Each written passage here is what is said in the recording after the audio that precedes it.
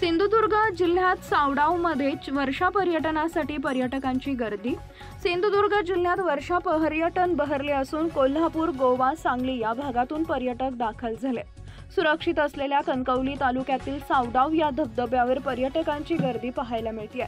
पर्यटक या धबधब्यावर मनसोक्त आनंद घेत आहेत। सावडाव ग्रामपंचायतीने इथे येणाऱ्या पर्यटकांसाठी बैठक व्यवस्था, चेंजिंग रूम या सर्व सुविधा दिल्यात।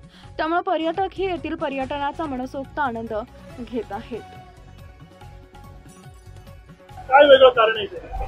ऍक्च्युली ऐकलं होतं सावडाव बद्दल। आम्ही कणकवलीमध्ये राहतो, गानवली कृष्णनगरीमध्ये। ऐकलं होतं की फार सेफ असा जो आहे हा वॉटरफॉल आहे। आम्ही मुंबईला असतो, सुट्टीसाठी आलो होतो, तर त्यासाठी पाहायला आलो। बघितलं भरपूर सेफ आहे इथे, सगळी केलेली जी आहे योजना वगैरे व्यवस्थित सुंदर आहे, सेफ आहे, स्टेप्स उतरण्याकरिता वगैरे।